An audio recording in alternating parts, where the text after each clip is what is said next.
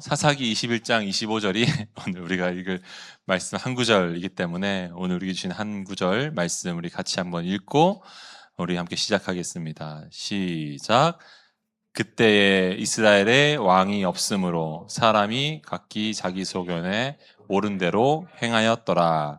아멘. 우리 옆에 사람과 함께 인사하시겠습니다. 하나님은 언제나 당신의 편입니다. 네.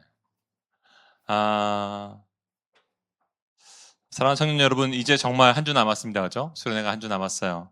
며칠 뒤면 수련회 현장에 가 있을 겁니다. 그래서 오늘 설교 대신 우리가 함께 읽게 될 성경 속 얇은 책, 룻기가 어떤 이야기인지 그 숲 전체를 위에서 한번 내려다보려고 합니다. 자, 룻기, 솔직히 오늘 처음 들어보는 친구들도 있을 것 같습니다. 괜찮아요. 그게 훨씬 더 좋습니다. 왜냐하면 선입견 없이 만날 수 있기 때문에 그래요. 여러분, 성경을 읽을 때 선입견만큼이나 방해가 되는 게 없어요. 어디서 설교나 교육으로 들었던 대로만 내가 성경을 읽잖아요. 그러면 정작 다 읽고도 그냥 내가 알던 거 한번 확인한 거, 그렇게 끝나요.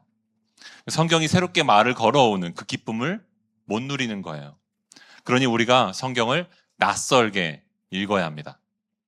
혹시 룻기 하면 이 정도 이미지를 알고 계신 분이 있을까요? 착한 며느리가 시어머니 잘 모시다가 돈 많고 다정한 그 지주를 만나가지고 인생 역전하는 이야기. 고대판 신데렐라.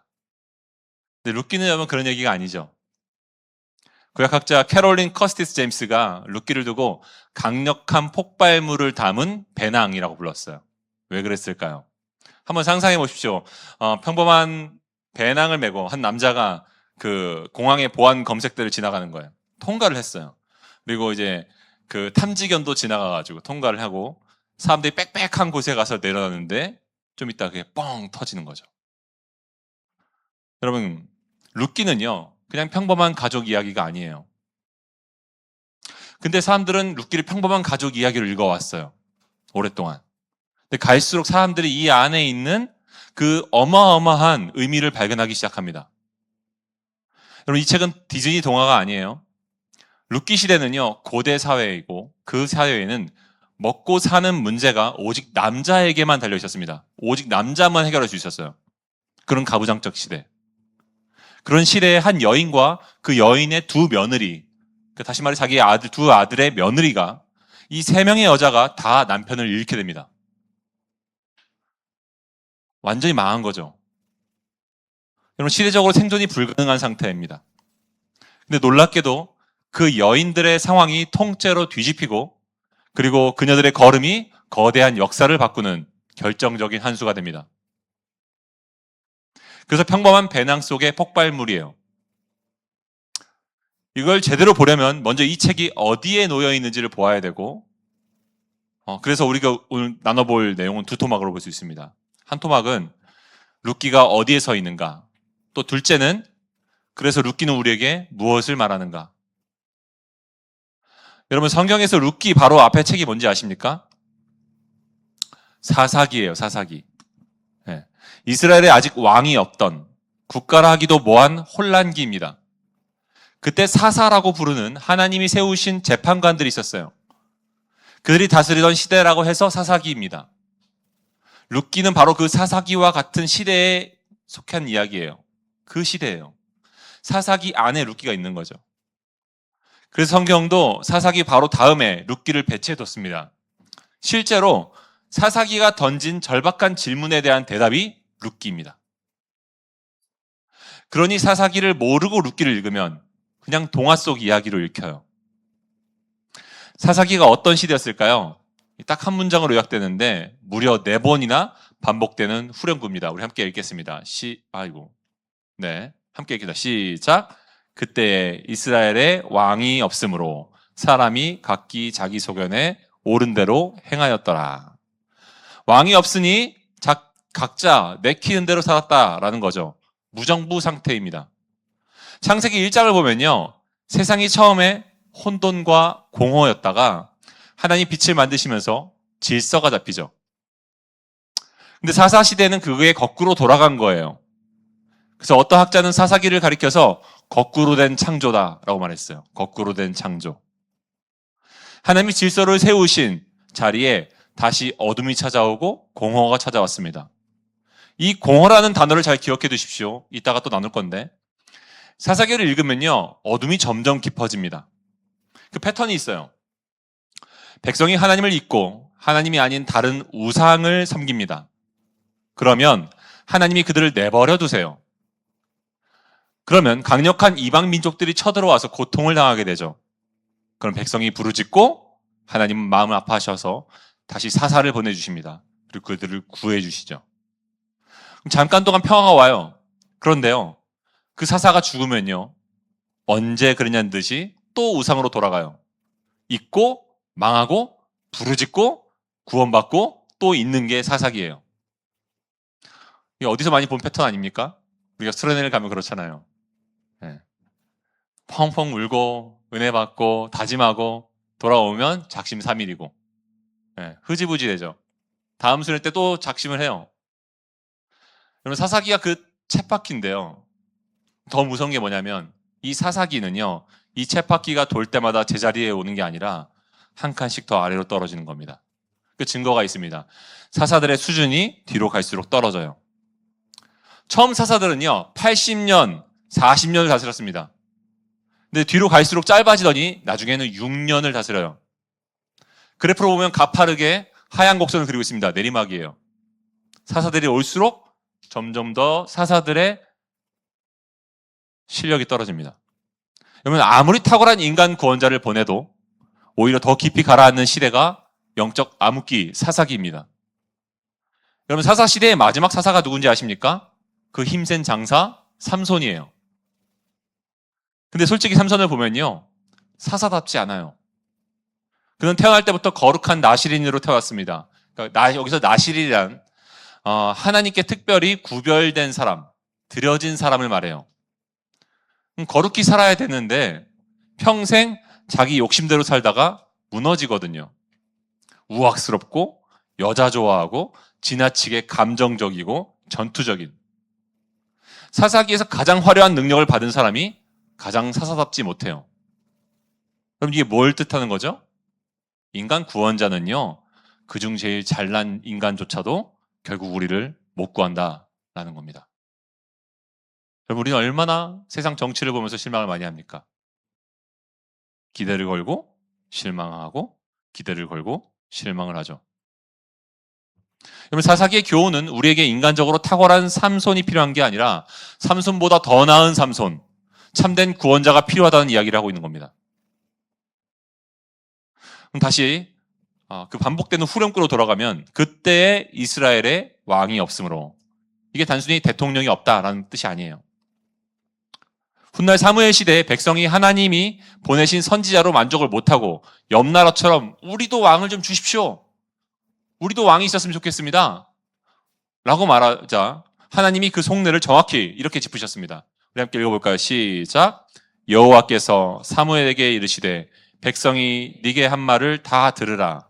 이는 그들이 너를 버림이 아니요 나를 버려 자기들의 왕이 되지 못하게 함이니라. 여러분, 들으셨습니까? 이스라엘에 왕이 없다는 건 진짜 왕이신 하나님을 그들이 버렸다라는 뜻입니다. 사사기는 왕이 없어서 무너진 게 아니라 진짜 왕을 버려서 무너진 시대입니다. 여러분, 이게 얼마나 우리 시대와 닮았습니까? 얼마나 우리랑 닮았습니까? 하나님이 없어서 우리가 망합니까? 하나님을 버려서 망하는 겁니다. 근데 바로 이 캄캄한 어둠 속에 빛이 찾아오죠. 그리고 그 빛은 이스라엘 안에서 켜지지 않습니다. 바깥에서 와요. 그것도 하필 이스라엘이 가장 저주하던 모압 땅에서 옵니다. 모압은 옆나라가 아니었습니다. 그냥 옆나라가 아니고 절대로 발들이면 안 될 땅, 입에 올리기도 꺼림직한 저주와 수치의 이름이 모압 땅이었습니다. 근데 바로 그 모압의 한 여인에게서 이스라엘의 모든 어둠을 밝힐 빛이 켜집니다. 그 여인의 이름이 룻이에요. 그 룻이 등장하는 책이 룻기입니다. 하나님은 사사기라는 가장 컴컴한 밤의 맨 끝에 이 룻이라고 하는 작은 뜰을 둔 거예요. 여러분, 이 작은 책이 얼마나 중요하겠습니까? 인간 왕으로는 안 된다. 어떤 탁월한 지도자가 와서는 안 된다. 그렇게 끝났던 사사기가 룻기는 조용히 손을 들고 이렇게 말하는 거죠. 여기에 진짜 왕이 오십니다. 그 왕을 만나러 가는 길이 있습니다. 여러분, 그래서 룻기는요, 그냥 따뜻한 며느리가 그 시어머니 잘 모시는 이야기가 아니라 캄캄하고 공허한 시대와 인생들 속에 하나님의 응답으로서 주어지는 거예요. 근데 여기서 한 걸음만 더 들어가면 놀라운 이야기가 있습니다. 여러분, 성경이 이 여인을 어디에 두었는지를 한번 보면요, 재밌습니다. 룻기는 사실 두 군데 있습니다. 우리나라 성경이나 영어 성경을 보면, 지금 있는 성경들을 보면 룻기는 어디 위치에 있죠? 사사기 다음에 있습니다. 66권, 성경의 66권 중에 사사기 다음에 있어요. 그런데 제가 이제 LXX라고 하는 이제 그 구약 성경들을 보잖아요. 과거의 구약 성경들을 보면요, 유대인들이 읽고 있는 지금도 성경을 보면요, 거기에 이 룻기는요, 사사기 뒤에 있지 않습니다. 잠언서 뒤에 있습니다. 이 잠언은요, 솔로몬이 쓴 격언인데요, 이 잠언서 맨 마지막 31장은 그 유명한 현숙한 여인을 다룹니다. 누가 현숙한 여인을 찾아 얻겠느냐? 그의 값은 진주보다 더하니라. 그러니까 내가 현숙한 여인을 만나면 진주를 만난 거예요. 맞죠? 그런 자매를 만나길 축복합니다. 네. 여러분, 이상적인 여인을 한참 노래하다가 페이지를 딱 넘기면 룻기가 나오는 거예요. 마치 하나님이 그 현숙한 여인이 누군지 아느냐? 자, 보여줄게.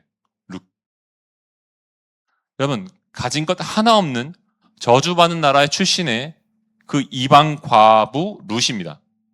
세상이 거들떠도 안 보던 그 여자를 하나님이 이상적인 여자의 표본에 올려두고 있는 거예요. 룻기는 잠언 31장의 실사판인 거죠. 더 놀라운 게 있습니다. 여러분, 이야기 후반부에 보면요, 룻이 정착하는 동네, 시어머니 나오미의 고향 베들레헴이에요. 근데 거기서 룻은 보아스라고 하는 부자를 만납니다. 근데 이 보아스가 룻을 가리켜서 뭐라고 말하냐면 현숙한 여자다라고 말합니다. 근데 더 흥미로운 건 뭐냐면 성경이 이 보아스를 처음 소개할 때 유력한 사람이라고 표현한다는 거죠. 근데 유력한 사람이 바로 히브리어로 그 하일이라고 하는데, 이게 현숙하다라는 것과 똑같은 말이에요. 둘 다 현숙하다와 유력하다는 말이 똑같은 히브리어 하일을 썼습니다. 그러니까 보아스도 룻도 둘 다 하일이에요. 그럼 들으셨습니까? 가진 것 다 잃고 수치와 저주 아래 있던 이방 과부와 베들레헴에서 제일 덕망 있고 부유했던 지주를 하나님은 지금 똑같은 단어로 부르고 계신 겁니다. 신분도 재산도 배경도 천지 차이인 이 두 사람을 같은 급으로 보셨습니다. 이유가 동일해요. 왜요? 공통점이 있거든요. 둘 다 하나님을 경외했고 자기 손해를 무릅쓰고 끝까지 다른 사람을 사랑할 줄 아는 사람이었거든요. 여러분, 무엇이 좋은 스펙이죠? 스펙 중요하잖아요, 요즘 시대에. 토익 몇 점, 토플 몇 점, 자격증 몇 개, 내가 어떤 회사에서 인턴을 거쳤고 어떤 회사를 거쳐왔고. 근데 여러분, 하나님의 이력서에는 그런 칸이 없어요. 하나님 보시는 단 하나의 스펙은 하나님을 경외하고 자기 손해를 무릅쓰고 끝까지 사랑하는 사람입니다. 그것이 하일이에요. 하나님 앞에서의 현숙함은 그 하일이에요, 하일. 이것이 룻기가 말하는 하나님 보시는 참된 스펙입니다. 이제 룻기 전체의 구조를 한번 볼게요. 룻기는 딱 4장으로 준비되어 있습니다. 근데 이 4장이 거울처럼 정확하게 대칭을 이루고 있어요. 그래서 문학적으로 참 재미있는 책이에요. 1장은 어떻게 시작할까요? 장례식으로 시작합니다. 흉년을 피해서 모압으로 떠난 한 가정이 있어요. 그 엘리멜렉이라고 하는 남편과 나오미라고 하는 아내가 두 아들과 함께 갔습니다. 잘 먹고 잘 살려고. 그런데 새길 찾아간 그 땅에서 나오미는 남편도 잃고 두 아들도 잃습니다. 과부가 되어서 남은 건 텅 빈 두 손이에요. 고향에 돌아와서 뭐라고 외치는지 아십니까? 풍족하게 나갔던 나를 하나님이 빈손이 되어서 돌아오게 하셨다. 그녀는 지금 하나님을 원망하고 있어요. 그럴 수 있죠. 저는 그 원망이 결코 불경하다거나 나쁘다고 생각 안 합니다. 그녀는 적어도 하나님의 존재를 부정하진 않아요. 실망했을 뿐이죠. 이 텅 비어 있는 상황이 실망스러운 거예요. 그래서 1장의 주제는 텅 빔입니다. 근데 4장은요. 결혼식으로 시작합니다. 룻이 보아스를 만나 결혼식을 해요. 그리고 한 아기를 낳습니다. 텅 빈 손으로 돌아왔던 나오미의 품에, 그 시어머니의 품에 그 아기를 안겨줍니다.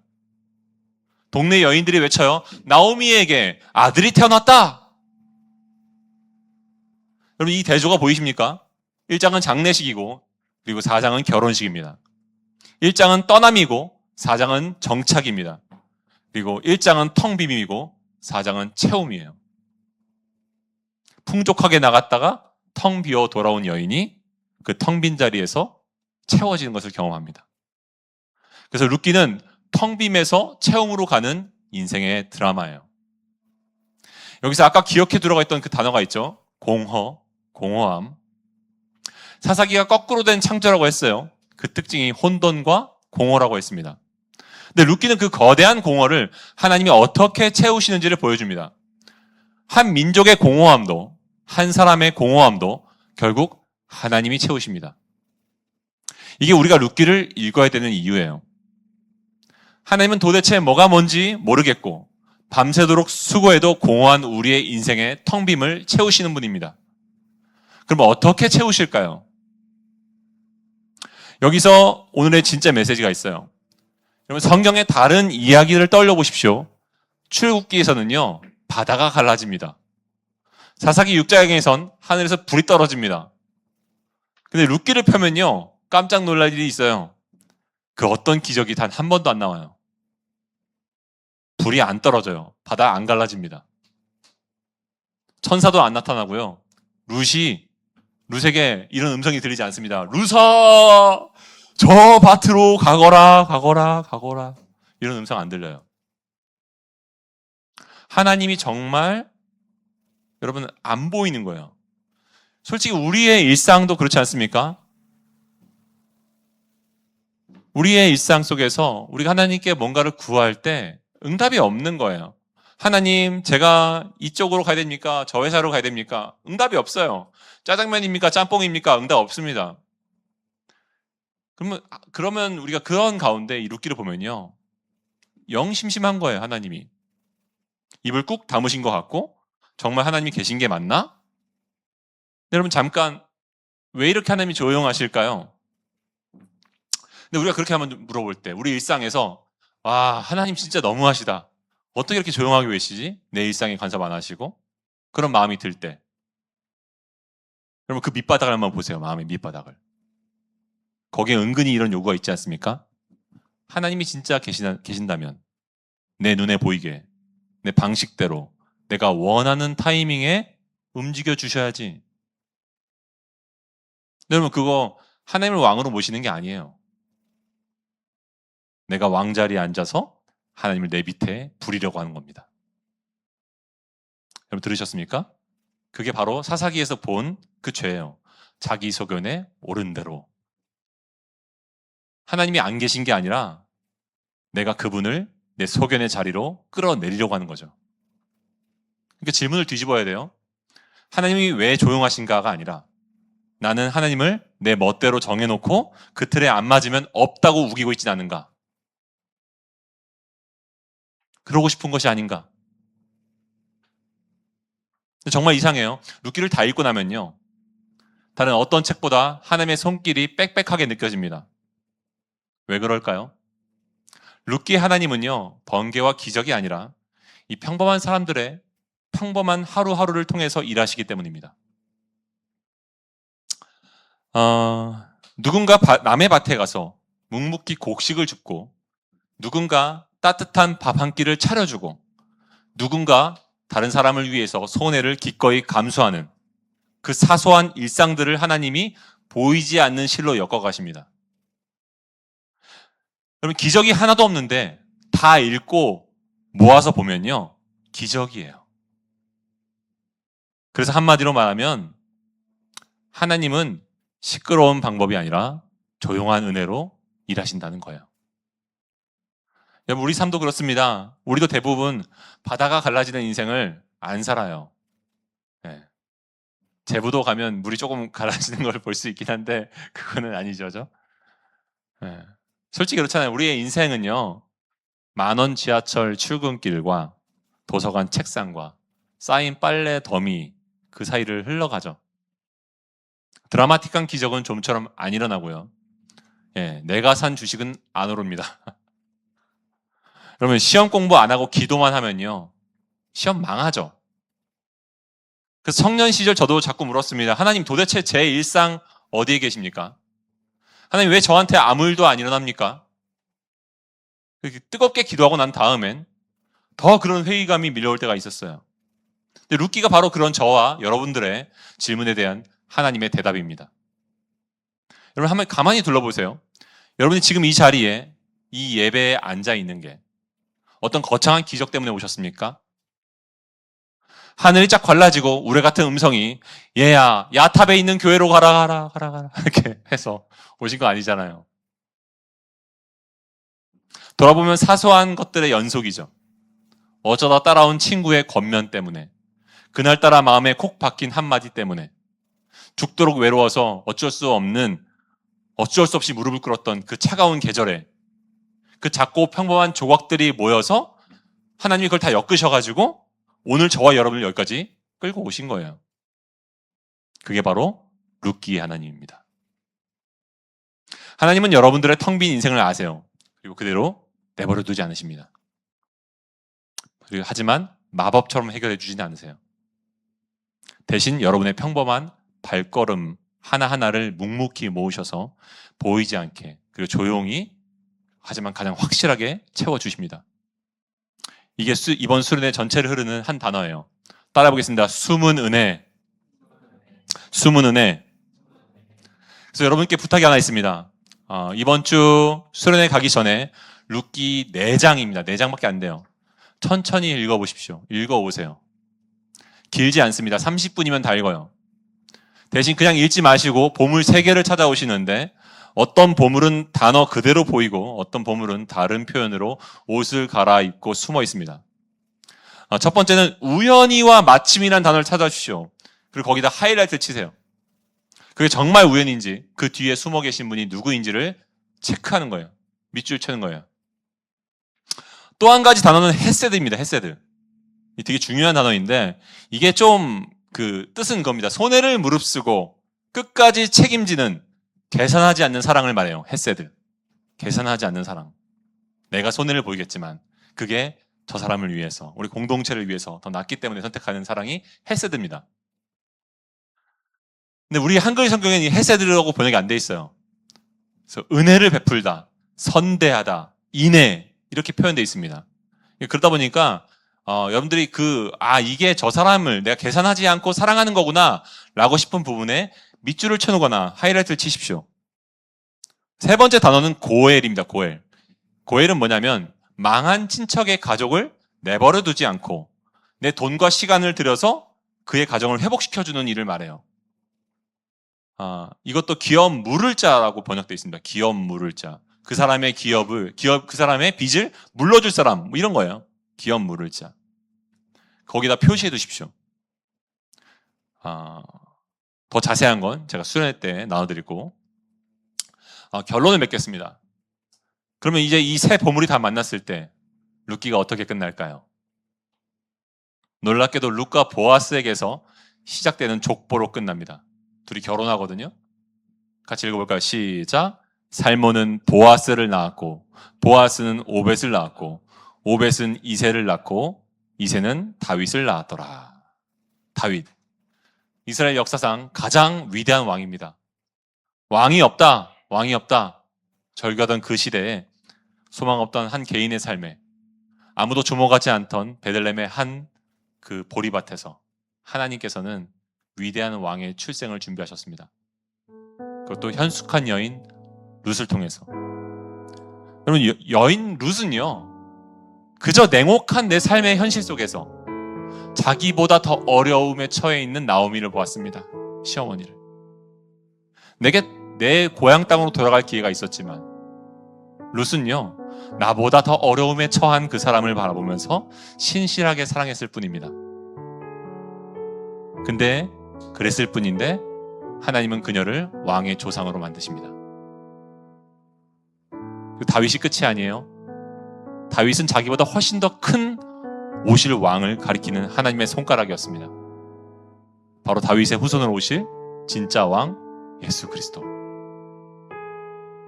그분이 모압 여인 룻의 혈통을 통해서 오셨습니다. 사사시대의 그 캄캄함과 그 공허함이 그토록 기다렸던 왕이 가난한 두 과부의 텅 빈 그 손을 통해서 오신 거예요. 그리고 여러분, 여기에 아까 그 질문에 대한 진짜 대답이 있습니다. 우리는 하나님이 천둥처럼 불처럼 눈에 확 띄게 오시기를 바라지만, 근데 그 왕은 아무도 안 보던 베들레헴의 구유에 가장 낮고 조용하게 찾아오십니다. 우리를 위해 하신 가장 큰 일이 가장 화려한 자리에서 보여졌던 것이 아니라 가장 비참한 자리, 십자가 위에서였습니다. 모두가 하나님이 계시면 지금 내려와 봐라! 비웃던 그 순간에 하나님은 바로 거기서 그 가장 초라한 그 십자가의 자리에서 우리 죄를 다 짊어지셨고 가장 깊이 일하고 계셨습니다. 여러분 들으셨습니까? 우리가 조용해서 안 계신 줄 알았던 바로 그 힘든 자리, 그 비참한 자리가 하나님이 가장 크게 일하시는 자리예요. 그러니 눈앞에 하나님이 계신 증거를 구하다가 정작 나를 위해서 이미 일하고 계신 그 하나님을 놓치지 마십시오. 가장 어두운 시대에 가장 조용한 은혜, 그게 룻기고 그게 십자가예요. 그래서 여러분, 바로 그 왕을 만나러 하기 위해서 우리가 다음 주에 룻기를 읽는 겁니다. 근데 보십시오, 우리가 뭘 배웠죠? 하나님은 가장 화려한 자리가 아니라 가장 낮고 초라한 자리에서 가장 크게 일하신다는 겁니다. 구유에서, 십자가에서, 베들레헴 보리밭에서. 저는요, 솔직히 이번 수련회 장소가 은근히 기대가 됩니다. 이미 아마 들으신 분들이 있을 거예요. 스포가 이미 났더라고요. 그동안 가봤던 수련회 장소 중에서 시설이 제일 형편없다고. 그럼 바로 그겁니다. 화려한 시설이 아니라 말씀과 기도와 서로가 있는 것으로 그것밖에 없는 자리. 그게 딱 하나님이 일하시기 좋은 자리예요. 바로 거기가 우리가 그동안 못 넘던 담을 넘을 수 있는 자리입니다. 물론 제가 여러분들을 정말 너무 사랑하기 때문에 벌써 겨울 수련회 장소를 지난해 겨울에 갔던 가평교원연수원, 너무 좋은 곳이잖아요. 거기다 또 예약해놨어요.